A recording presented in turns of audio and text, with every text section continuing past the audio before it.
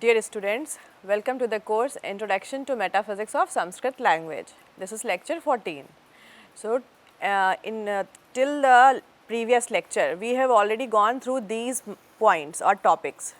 Subjective and objective manifestation I have explained, and then after that I explained this manifestation of sound energies as potency in relation to the ontological categories tattvas. Then transposition, and then I explained how to rectify. These three topics which were told yesterday are under the head of study of language as an ontological system, because in these concepts we considered language as an object which is going to be understood. So, basically we discussed the ontological way of understanding about the language, and now today we are going to understand the encapsulation then cognitive process in detail. So, continuing from the last one, the previous one, we are going to understand two slides, that is a sequential expression. When manifestation begins, how everything comes into expression or appearance from Citi. So, at the first stage is swara a, that is Shiva Tattva, when joins with the last consonant, that is Vyanjan ha. In turn, that is denoting Shakti Tattva. Aham is formed. I explained that in this triangle we can put like this is a, this is ha, and this is ma. So, a is Anuttar Shiva, ha is Shakti, ma is Adu, Nar or Jeev.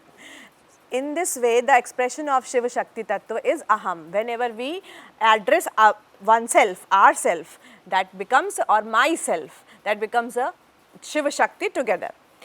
The third Tattva is Sadashiva. So, here you can see in figure 4.13, Shiva Shakti is represented by a jointly, and then Sadashiv is getting represented by Sakar, dental sa, dantisa. Again, the third Tattva Sadashiva is, that is denoted by dental sa, dantisa in Matrika Chakra, has an expression as aham idam. So, here what is happening? Aham idam, something which is emerging out from the I. में अपने से कोई चीज़ बाहर आ रही है. So, when I am understanding that I possess kidney, I possess liver within myself, so there is some kind of duality. Though my kidney, my liver is not separate from me, still there is an expression of duality, because I possess some kind of thing which is other than me. Automatically it is happening, though that is a part of me, an inseparable part of me, but still the duality is appearing. So, here what is happening? Aham idam, this is denoted by sakar. Then in this I am this or thisness, this classification of first person with respect to the thisness is very clear here in Sadashiv Tattva. Then the fourth Tattva is Ishwar, which is represented by Murdhan Nisha. And this stage is represented by idam aham, that means I am this or thisness. Idam or thisness has become the first person here, and aham has become relegated to the inferior stage. This stage is, in this stage the objectivity is clearer to another degree. So, in Ishwar Tattva, idam aham, now I can, just like at the first instance I explained, like I am possessing a kidney or I am possessing a liver. So, here I is dominating, liver is a secondary, this is subjugated. But in the second stage, when I understand like the liver is not separate from me, it is my own existence. So, here objectivity dominates, but it becomes more dominating when I express it, because I cannot express it separate from myself, my own existence. So, that stage is Ishwar Tattva, where objectivity dominates and it is represented by Murdhan Nishakar. Then the fifth Tattva is Shuddha Vidya, that is represented by Talav Visha, and its expression is aham idam, idam aham. So, both are in equilibrium, aham idam, idam aham, and meaning is I am this or thisness, and this I am. The sense of duality is much more clearer than the previous stage. From aham at Shiva Shakti to aham idam, idam aham at Shuddha Vidya, in the decreasing order of subtleness or the process of subjectivity to the objectivity has been displayed. lucidly in the darshan as well as in the pramana mimamsa of Kashmir Shaiva darshan. That means in this figure what is happening? Subjectivity is becoming subjugated and objectivity is becoming prominent slowly, and that is why continuously we are engaged in the objective side for each and everything. We consider ourselves subjugated to all the other things which are available in the atmosphere or in our surrounding apart from our own existence. कभी भी हम खुद को नहीं देखने की कोशिश करते. We never try to introspect or to investigate about ourselves. We are focused on the other things which are external to us, and that is why objectivity dominates. We all are engaged in all the disciplines in studying or experimenting in the objectivity, and we forget to explore about the subject, what is within us.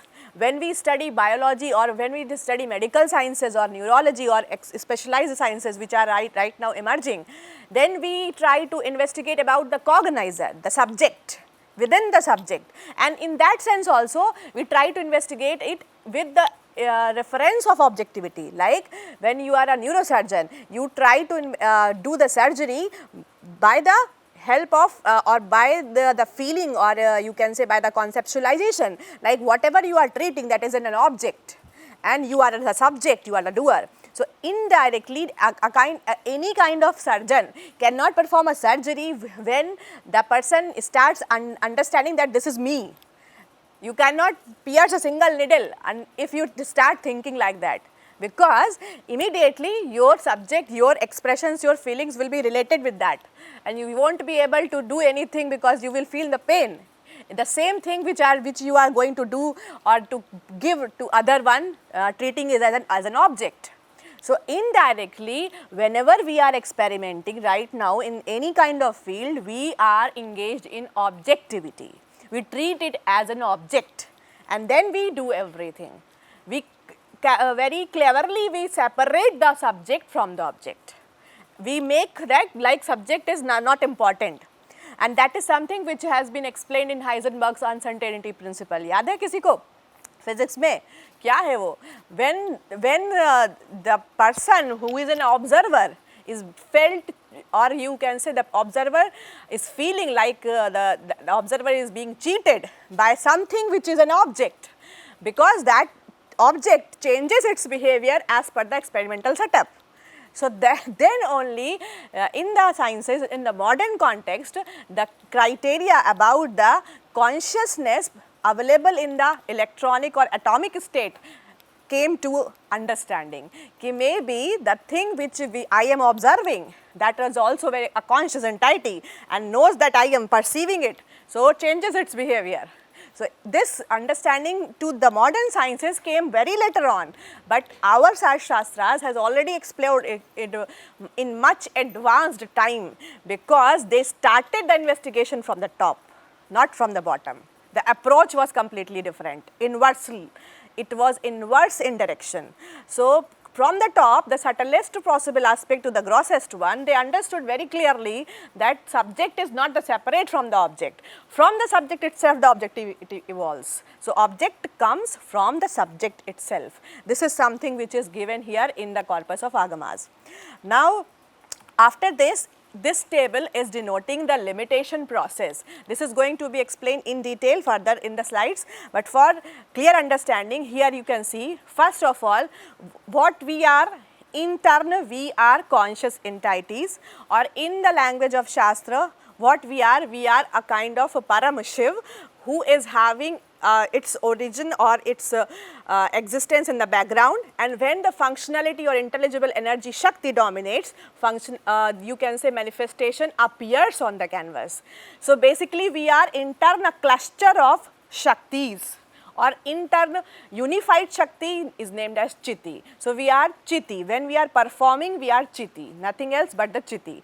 And when Citi undergoes functionality, she splits herself into 5 basic powers: Chit, Anand, Icchā, Jnāna and Kriya. So at the first column you can see what is available here, Shaktis: Chit, Anand, Icchā, Jnāna, Kriya. So Chit is nothing but the absolute freedom, swatantra, and intelligence, complete absolute freedom, independent will, all knowledge, everything is available in the luminous form, that is Chit. Then Anand is ultimate happiness or bliss. Icchā is nothing but the willpower. Kriyā is the action power and jnāna is the knowledge power. Once these potencies which are unbound, so you need to understand that this is unbound state of all the potencies or the powers or shaktis, 5 powers, unbound state. They are undergoing delimitations. One by one they are being encapsulated. कैसे delimitation का process कैसे हो रहा है? At the first instance they are getting or you can say they are becoming restricted through what? By the process of binding. Just like you consider the story of Krishna or any small child, any kid.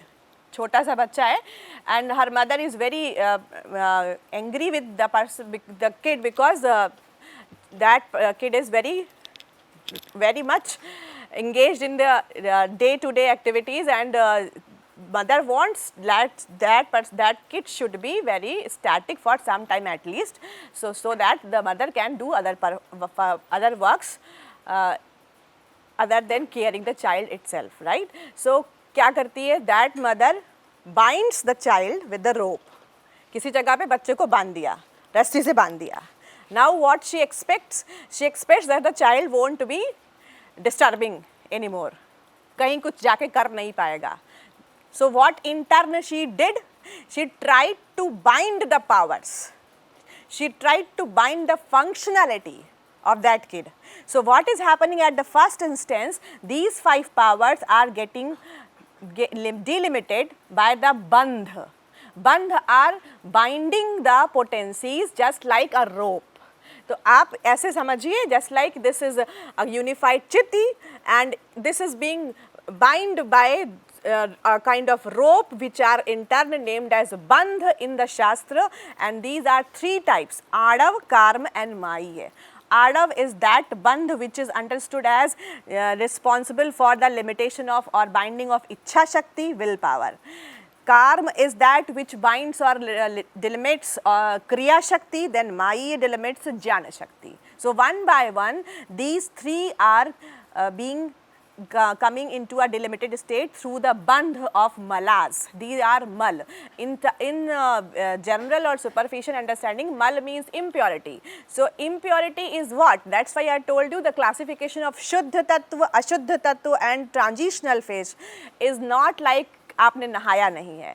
It's like delimitation or it's like limitation of the powers. So when they are non-delimited, they are without limitations, they are unbound, they are Shuddha.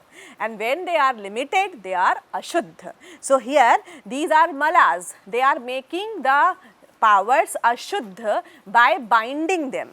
So at the first instance, Swatantra and Ananda, that means Chit and Ananda, they are in unbound state. There is nothing who is going to bind them. Why? Because if they would be binded at the first instance, nothing would be created. If you do not possess absolute freedom, you cannot create the infinite manifested forms or infinite reality.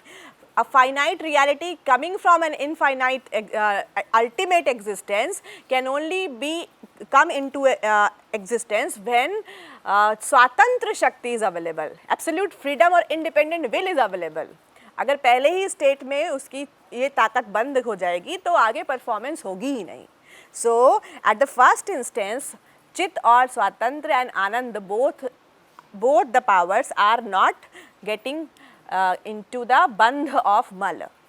So but the rest of the 3, icchā, kriyā and jnāna, they are becoming limited through the bandh of mal, āṇava, Kārma and Māyīya. After that, what is happening? After this first stage of limitation, this is primary limitation. After this first stage, what is happening? Chit Shakti is getting represented as a Shuddha Tattva, which is Shiva. in which 16 swaras are available. I am relating all the things because हमें भाषा पे बात करनी है, but our target or the subject matter is भाषा. So I am relating all the tattvas with the varnas. 16 swar, 16 swaras are related with the Shiva tattva. So they are coming into existence at the first instance when the Chit is undergoing without any limitation or without any binding of the bandha. After that, Shakti is represented by the two possible markers, or you can say in Vyanjan Ha is representing Shakti, in Vyanjan Ksha is representing Shakti, in Swaras Visarga is representing Shakti. This is Ha, this Ha is in turn what? Visarga. So in Swaras, Ha is representing Shakti, in Vyanjanas, Kshakar is representing Shakti. So Ananda Shakti, from the Ananda Shakti, Shakti Tattva is evolving. Along with Shakti Tattva, Hakar and Kshakar are appearing. After that, once icchā is undergoing limitation process, what is happening? Sadashiv is emerging. And Sadashiv is related with the Dantesa. This is dental Sa, Dantesa. Then after icchā, what is happening? Kriya Shakti. Because of the delimitation of Kriya Shakti through the Kārma Mala, Ishwar Tattva is evolving, and with the Ishwar Tattva, which sound or which phoneme is coming? That is Murdhanya Shakar.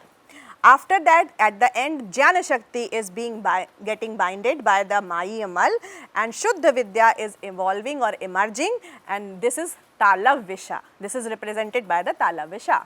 So in turn, all the 16 swaras, then Hakar, Kshakar, then Dante, Murdhanya and Talavvishakar. These are the sounds which are emerging at the first instance. So first level पे ही इतने सारे वर्ण आ चुके हैं. After that, what happens? After this process of evolution or appearance of the Shuddha Tattva is done, what happens? Maya comes into existence.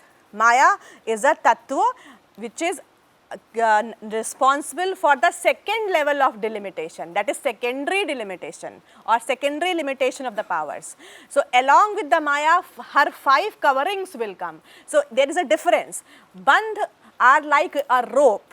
They bind like a rope. So they restrict the powers icchā, kriya and jñāna. But what happens when Maya comes into existence? It covers. So अभी तक तो केवल बांधा था बच्चे को, अब क्या किया? उसको ढक दिया, किसी ना किसी चीज़ से उसको ढक दिया तो दिखाई ना दे किसी को.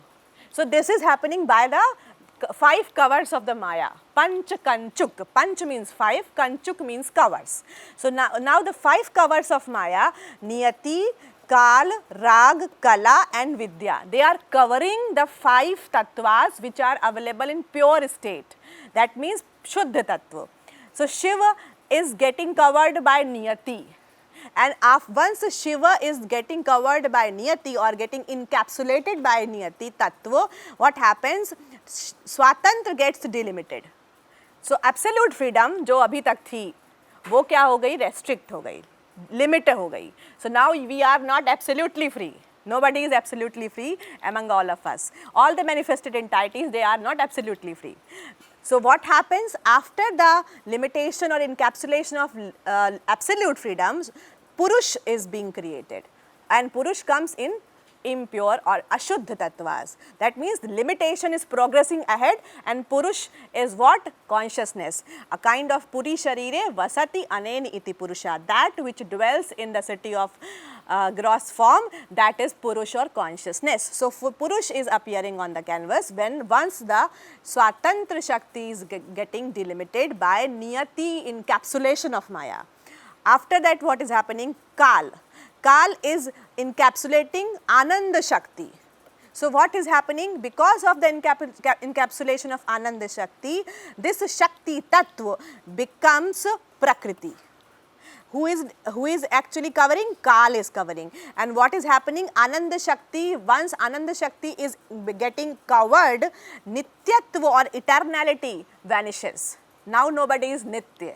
Nobody is eternal. Among us, everyone is having a limited lifespan, fixed number of years. 50 साल, 100 साल, किसी की उम्र है, किसी की 1 second भी है, किसी की thousands भी है. So this is the limitations of the time, because of Kal. Kal is a covering of Maya, and it in turn encapsulates Ananda Shakti to produce Prakriti, and this because Ananda Shakti is becoming delimited, what is happening? Eternality comes becoming delimited and mortality appears. So this is happening at the next level. At the third level, icchā, because icchā has already undergone one limitation through the Mal of Āṇava and created Sadashiv, or Sadashiv got appeared just because of the limitation of icchā Shakti. So after the encapsulation of Rag Tattva, which is a kind of a covering of Maya, what will happen? Satisfaction, triptitva, satisfaction is going on. Satisfaction is not available to all of us. हम एक दिन के लिए satisfy हो सकते हैं, एक समय, एक महीना, एक वर्ष. We have a limited time span and limited satisfaction. After once one task is completed, accomplished, we will feel happiness, we will feel satisfied for some time. After that, we will ourselves investigate a kind of new project. कुछ नहीं होगा तो कुछ और बना लेंगे. Because we cannot feel, or you can say we are in a state like we are unable to feel our eternal satisfaction. So the triptitva, satisfaction, gets delimited because of rag, because we get attached to everything every time, and because of that icchā undergoes secondary delimitation and ahankar is produced. We always associate ourselves. This project was done by me. I accomplished that thing. I scored that marks. I scored that degree. That was awarded to me. I-ness gets associated every time. So the satisfaction जो eternal होना चाहिए था, अब वो cover हो करके limited हो गया है, और उसकी वजह से हमारा अहंकार है. So the I-ness we possess is because of the limitation of our icchā Shakti, and that icchā Shakti has already gone one limitation because of Āṇava Mala at the first instance, and after that second is the Rag Tattva, which has covered the icchā, unbound icchā, and that's why we feel dissatisfied all the time. Then kriyā Shakti. Once kriya is encapsulated by kala. Kala is a kind of, you can equate with the space, but it's not equal space, because I told you, just like in onion when we peel it, we have a membranous covering that can be equated with kala. That provides a substratum for the residences. So kala, once kala encapsulates kriya Shakti, then kartritva gets delimited, doer-ship gets delimited. And what is being happening after that? Our manas is being created. जो मन है हमारा वो क्रियाशील है, still that is a limited क्रियाशील, अनंत नहीं है, वो इनफाइनाइट नहीं है, अनबाउंड नहीं है. मनस इज लिमिटेड क्रिया शक्ति, nothing else but limited kriya shakti. So after the encapsulation of kriya shakti, manas gets created, and at the last instance when vidya tattva evolves, and then it covers jnāna. Vidya is a tattva, and that is coming as an encapsulation of Māyā.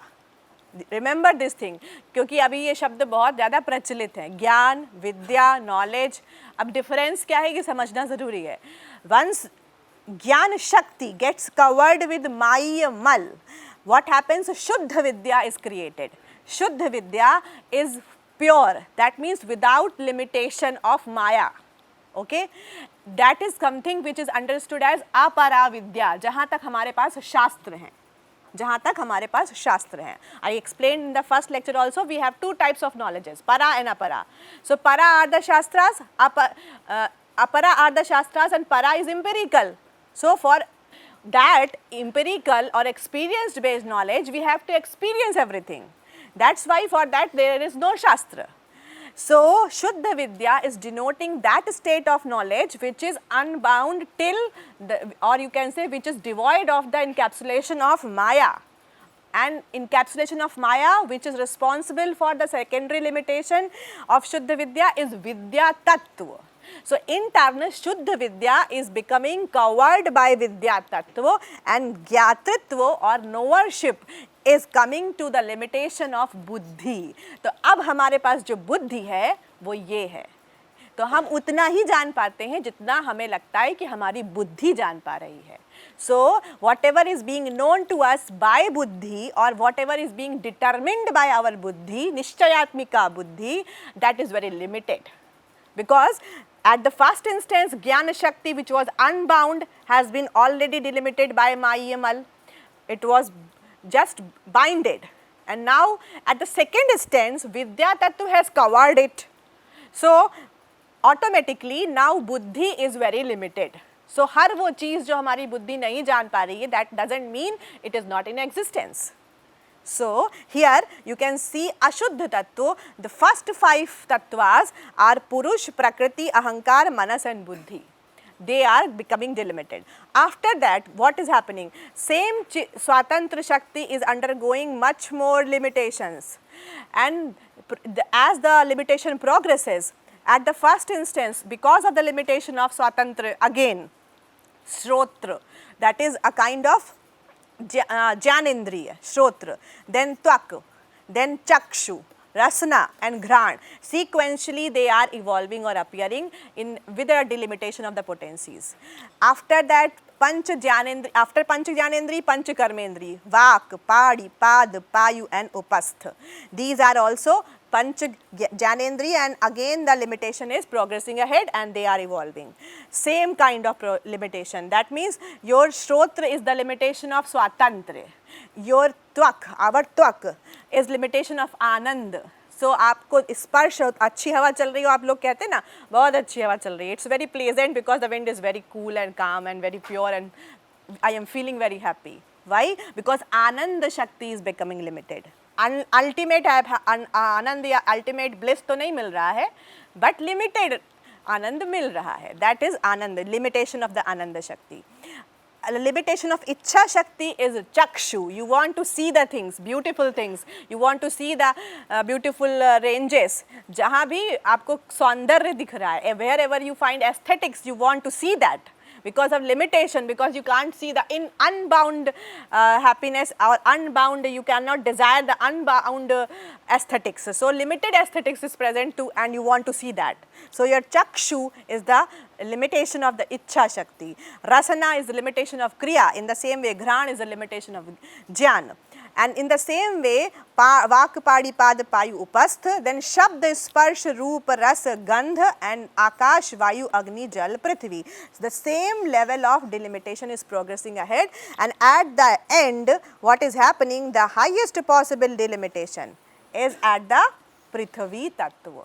So the grossest tattva is prithvi and the sound is ka. And this is having the highest possible level of limitation of the powers.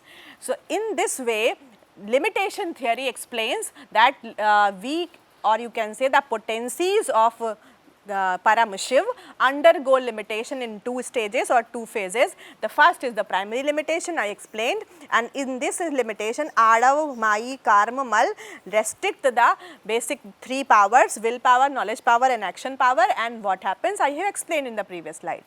Then in the secondary limitation, what happens, Maya and its 5 Kañcukas or 5 coverings are limiting the powers: all doer-ship, all knower-ship, complete satisfaction, eternality, Swatantra is absolute freedom, and Nitya to eternality. Then what is happening I have explained in the previous slide itself. Now after this delimitation, what is happening? This is a kind of chart which is provided for the special engineers like you, because this is not absolute, cannot whatever I want to convey to all of you cannot be represented by this chart, but still for understanding. You suppose these are the 7 cognizers. These are the 7 cognizers. Shiva, Mantra Mahesh, Mantresh, Mantra Vijnanakal, Pralayakal, Sakal. Okay? And these are the 5 potencies: Chit, Anand, Icchā, Jnana and Kriya. So what is happening? At the stage of Shiva, they are in unbound state. I cannot put unbound state in a graph because graph cannot plot infinity, but I have mentioned for your understanding unbound state of the powers, right? So Shiva cognizer is having unbound potencies or the powers, but as much as they are getting delimited or restricted by the malas and the Kañcukas of Māyā, there are so many cognizers. After the Shiva, Mantra Mahesh, Mantresh, Mantra Vijnanakal, Pralyakal and Sakal. At the level of Sakal, you can see there is no concept where zero can be touched. I have not mentioned like powers are becoming zero. Why? Because once you create that powers are becoming zero, so if you put this equation like mc square and you create the mass as zero, what will be the result? Ultimately, what will be the result? Any entity, if you consider mass as a zero, then what will be the result? Zero. So, zero doesn't mean annihilation, absolute absence. इसीलिए कहा था energy can never be destroyed, यही हमें science में पढ़ाया गया है ना. So, in the corpus of agamas are already explaining us that this chair, which we consider as a dead or non-living substance, is also a conscious entity. It has all the 5 powers, icchā, jñāna and kriyā, but in such a delimited state, in such a limited state of existence that they are not visible to us right now. So, it is the restriction or limitation of our senses or instruments of cognition who actually do not capture the presence of the powers inside of these objects. So, there is no entity which is having a zero power. ऐसा कोई भी entity नहीं है. अगर ऐसा होगा तो वो manifest नहीं होगा. That will be a dormant state and a kind of passive state. Because after that the dissolution, again the manifestation will begin. That is something which is understood. And in this list, Sakal, we don't know at which level we are. Right now, we are, if we consider ourselves at the grossest possible state, that is Prithvi Tattva, we are Sakal Pramata. And we have to take, or you can say we have to upgrade ourselves from Sakal to Shiva. This is the journey. Introversion or involution. Once you start yogic practices or sadhana or any kind of other practices which are being prescribed in this corpus, then we migrate or upgrade ourselves from Sakal to Shiva. And once you got promoted from Sakal to Pralayakal, when again from Pralayakal to Vijnanakal or from Vijnanakal to Mantra, or Mantra to Mantra Mahesh, Mantresh, etc., you can be demoted also as per your karmas, as per your performance. That's why I told you there is no absolute liberation. We only get promoted or we get demoted. So, this is the migration of the jivas in the creation or in the manifested cosmos available. After this delimitation process, we need to have the understanding about the tattva, varna, because we have understood tattva, then varna. Now the chakra, because if we try to understand, if we need to understand the cognitive process, we must have the understanding about the chakras. So, in this diagram, you can see that the first chakra which is considered to be present as at the middle of the eyebrows is Agya chakra. And it is not like that only we humans possess the chakras. ऐसा बिल्कुल नहीं है. This understanding about the chakra is about the cosmic existence. It's not related or restricted with the human beings. इसलिए योग की विद्या केवल मनुष्यों के लिए नहीं है, पहले दिमाग में बनाकर रख लीजिए. And yoga is not only the asanas which are being practiced right now in the yoga day. So, be stuck to the original concept of yoga. Yoga is what you are going to understand right now. The first, that is Agya chakra, is representing the seed sound as Om. Here the symbol Om depicts the presence of universal mantra. So, if you are asked in a examination first mantra, the first mantra is Aham, first mantra. Universal mantra is Om. Both are depicting the same triangular structure, Trika, Aham, then Om. So, first mantra is Aham and the universal mantra is Om. So, here in the center, whatever is available, that is the seed. So, in the center you can see the sound Om is available, and this is known as Agya chakra. It possesses the sounds Hum and Ksham. Hum this side, Ksham this side. These are supposed to be the petals or flagellations, and Hum is also representing Shakti because it is a part of Visarga from the Swaras.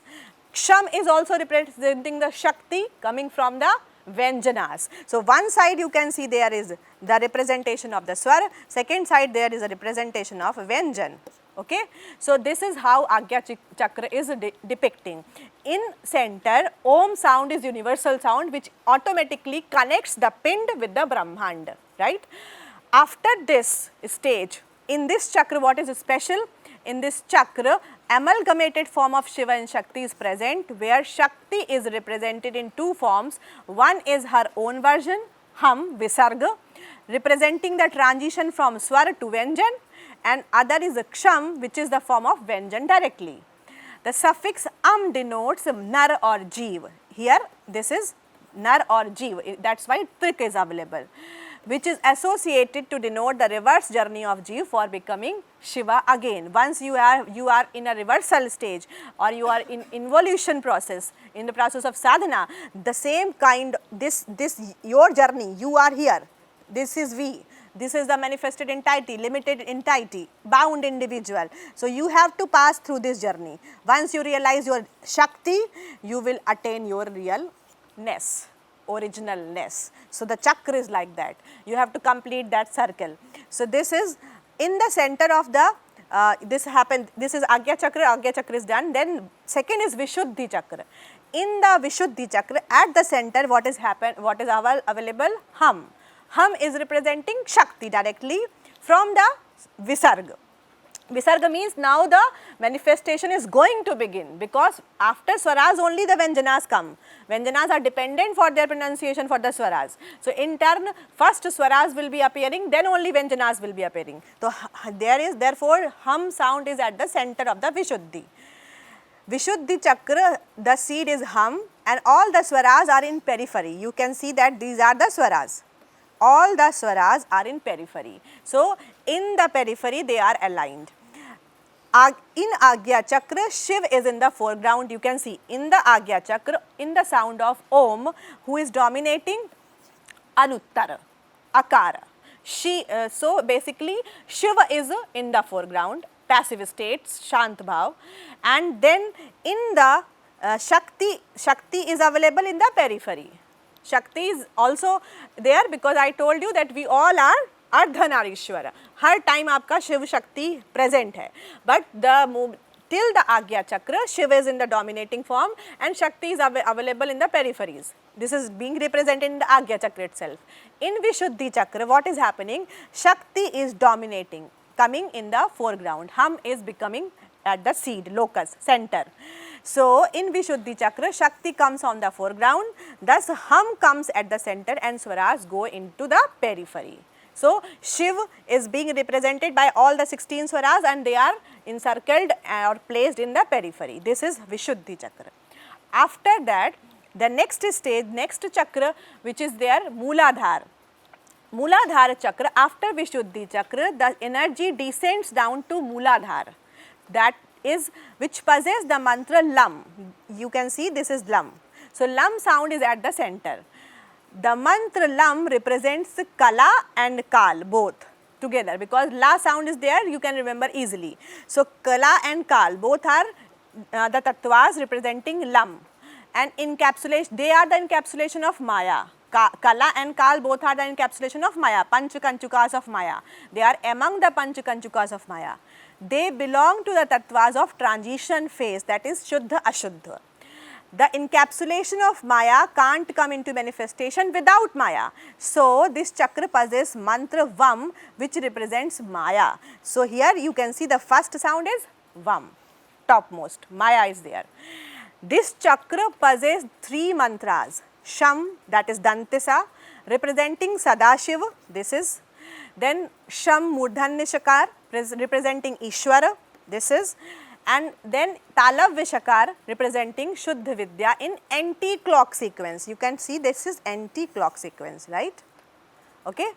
Then anti-clock sequence represents the descending of intelligible energy. This is how the intelligible energy is descending down, or it is manifesting the cosmos. So the sequence in descending of energy is Shiva, Shakti, Sadashiva, Ishwar and Shuddha Vidya. Yahi padhaya hai? This is the same sequence has been taught to you in Tattva Mīmānsa. Shiva, Shakti, Sadashiva, Ishwar and Shuddha Vidya. Then after Mooladhara Chakra, Swadhisthana chakra is having Vam at its center. Now Vam is representing Maya. So in Swadhisthana, Maya is at the center. So this chakra possesses 5 mantras. The encapsulations of Maya open up at this level. The mantra Lam represents Kala and Kal both. So here Lam is available at the periphery. Mantra Ram is representing Vidya. Sound Yam represent mantra or sound. This is actually mantra, because if you associate yourself, that is Nar, Ma, Anuswar, it will become a mantra. So Yam represents Niyati and Rag, this one, and tattvas of transitional phase flourish at this chakra. So in turn you can see Maya along with Panch Kañcukas are available. After the encapsulation of Maya, 3 elements of cognitive apparatus, Purush, Prakriti and Mahat or Buddhi are opening up. So for Buddhi we have another word Mahat. Don't get confused in the examination. If you find the word Mahat, that is also Buddhi. So here what happening, mantra Mam is representing Mam, Bham and Bam. 3 are there, Mam, Bham and Bam. Sequentially they are representing Purush, Prakriti and Buddhi. So this is how Swadhisthana chakra is available, and this is also anti-clockwise, right? Now after this, Manipur chakra. After Swadhisthana chakra, Manipur chakra has mantra Ram at its center. This is center, and Ram represents Vidya. So this is limited knowledge. Vidya tattva is among the Panch Kañcukas of Māyā. So it's a kind of encapsulation. Ahankar and Manas manifest with this chakra embedded in the mantras of Fam. This is Fam. Then Pam. This is Pam. 5 mantras Nam, Dham, Dam and Tham. These are Nam, Dham, Dam and Tham. So they are representing 3 actions. That means Karma Indriya, Vak, Padi, Pad. They are present in Manipur chakra. After Manipur chakra, in Anahat chakra, you can see here, in Anahat chakra, this Yam sound represents Niyati and Rag. Few are left here. I will explain in the next slide. That's why I am skipped here, because these are going to explain in the next one. So in the after Anahat chakra, Yam comes at the center and represents Niyati and Rag. Then the encircling mantras present on the petals are Tham, Tam. You can see from here they are starting from here, in because we have to move in anti-clock sequence. So Tam, Tham, Nam, Jham, Jam, Cham and Cham. These are representing 5 tanmatras, Panch tanmatra. That means Shabda, Sparsh, Rupa, Ras, Gandh. Then the last 5,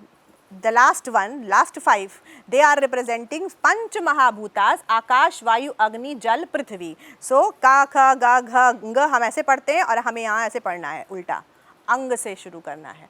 So this is how the whatever is being told to you in the relation of the phonemic energies with the tattvas is available in the chakras, and this is the exploration of the Tantra Shastra or Āṇava Shastra. So from now onwards you need to be very clear about it, that Chakra Vidya or Kundalini is the exposition which has been laid down by the Agamas and the Tantra Shastra. It's not from the any other stream, or it's not an imported knowledge. Okay. So first thing is, now I am going to explain whatever I have left one by one. At the first instance, Agya chakra is available. This is Bhrumadhya is the locus. After this Agya chakra, what happens? Vishuddhi is placed in कंठ. So आप जो शिव का नीला कंठ देखते हैं वो और कुछ नहीं है, वो ये पॉइंट है जहाँ उन्होंने विष धारण कर रखा है, ऐसा हमें बताया गया है. ओके.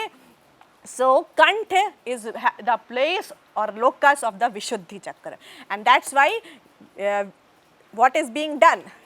अभी बताएंगे मर्म स्थानास भी, because our chakras are related with the मर्म स्थानास. So Vishuddhi is having Shakti at the center, Swaras at the periphery. So in turn it is having all the potencies inside. Once you strangulate here, you are gone.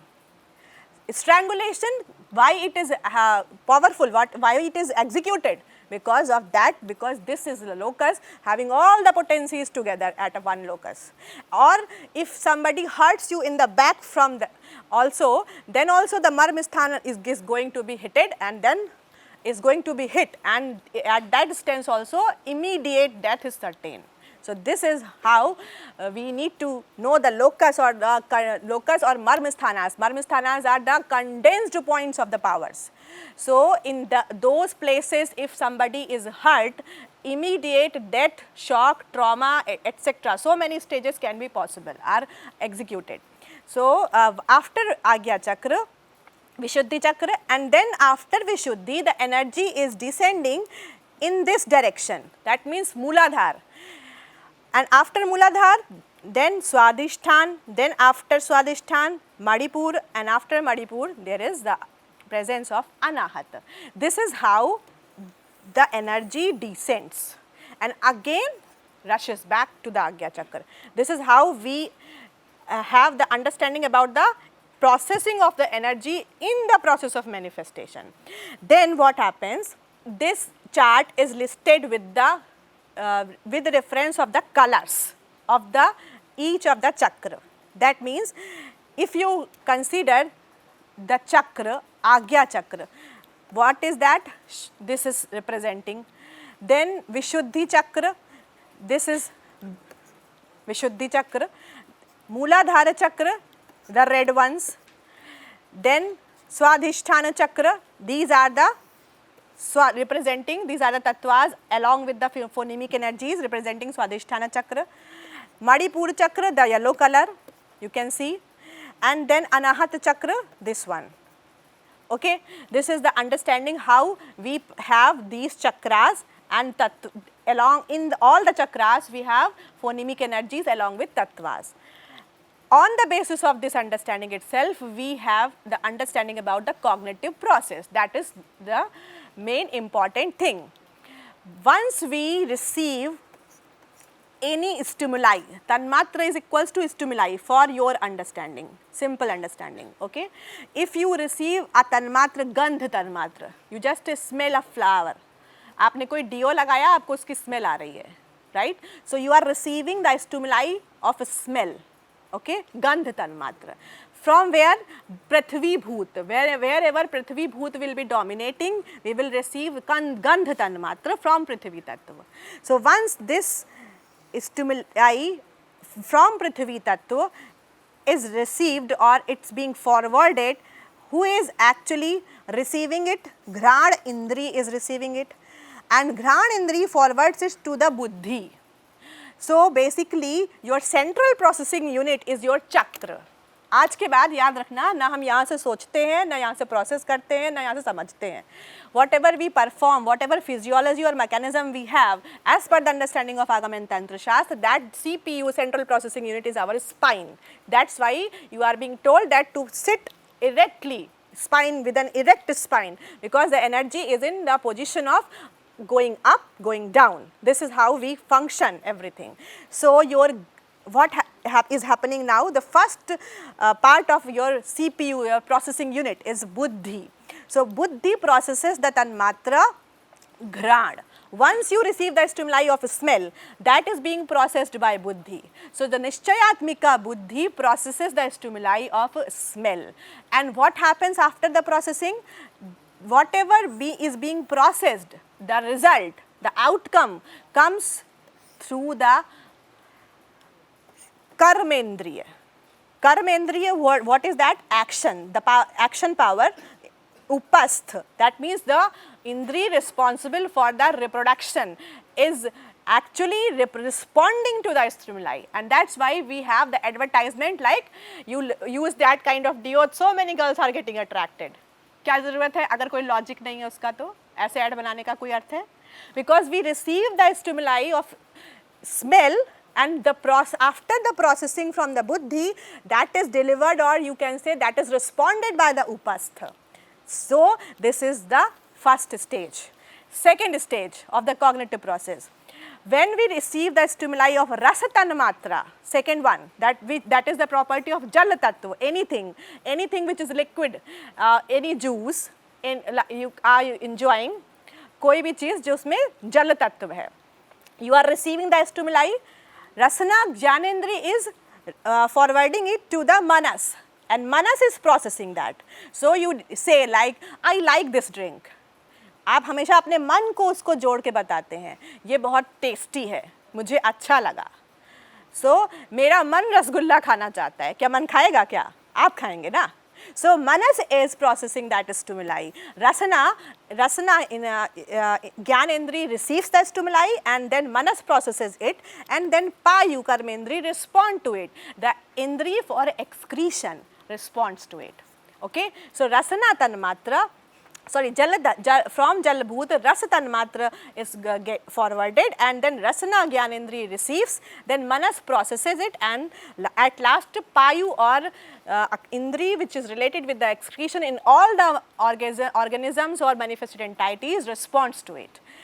At the next level, agni, from agni bhut we receive rupa tanmatra, and that is received by chakshu, our netra. Chakshu is indriya, netra is organ.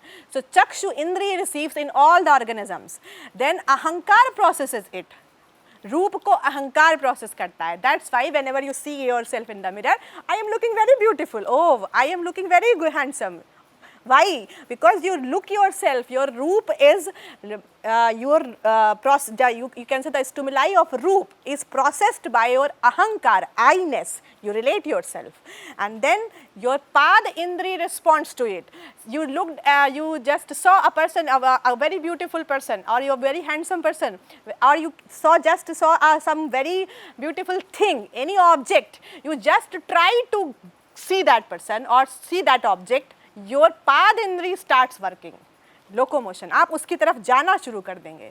So this is how our ahankar processes the stimuli of chakshu, processes the stimuli of roop, which is being received by chakshu.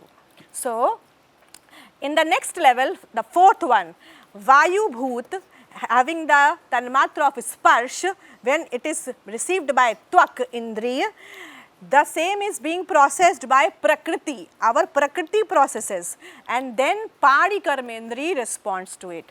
If you find something which is giving you pleasure, suppose in your home somebody started massaging your head, and you felt very good because you are feeling a relaxation, so you will say, oh, please continue.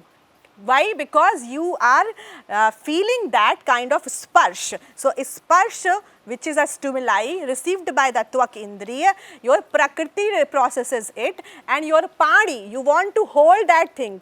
Please continue. आप अपना हाथ रखे रहिए हमारे sir पे. You want to hold that thing, your padi indriya will respond to it. This is how sparsh tanmatra is processed. And next, at the last, the grossest one, that is Akash bhut is having shabd tanmatra, and shabd stimuli is received by shrotra, and then purush processes it. Our consciousness, delimited consciousness processes it. So once you listen something, you speak something. You listen something, अगर किसी ने आपकी बहुत तारीफ की, somebody appreciated you, you feel good, then you will speak good words to the person. If somebody gave you, said something very harsh to you, you will respond in the same way. So you receive from here, and you respond from here. Vak indri will respond, receiving and responding. In between the processing is happening, but not here.